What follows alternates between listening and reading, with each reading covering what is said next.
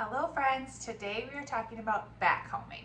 So this first technique for backcombing is going to be all about how to create great grip for your updos and for your pins to go into.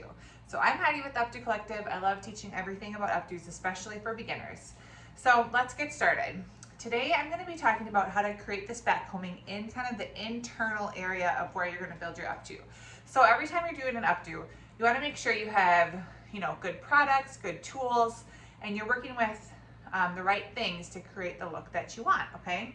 So if you just get started pinning, creating a ponytail, braid, whatever, in hair that doesn't have any prep to it, it's not gonna stay as long, it's not gonna look as nice, and you won't have as much success.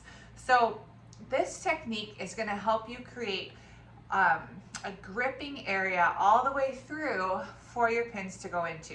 So let's say we're doing like some sort of low updo or mid updo here.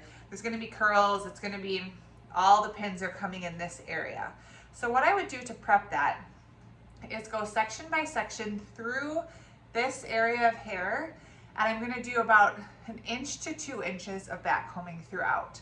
So that means I'm gonna be going through and taking about 1 inch of hair and backcombing just at the root. So I'm not holding it up high and starting at the middle of the hair and just pulling the hair down.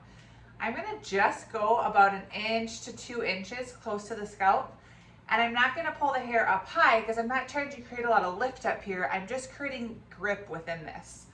So I'm just holding the hair straight out from where it grows and putting my comb in and pushing back towards the head.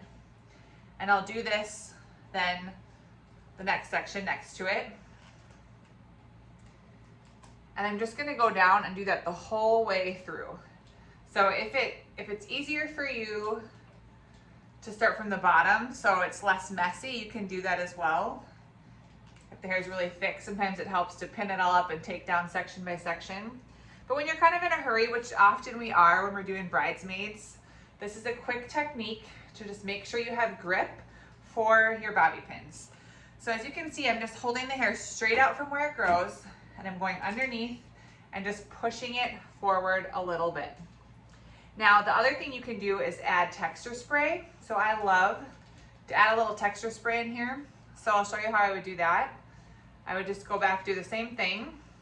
So if this is hair that's like very virgin, doesn't have a lot of treatment to it, it's really slick, hard to work with, add texture spray, be generous. This is Kenra dry texture spray. And then do the same technique. And that just provides even more grip there. And you do that all the way through.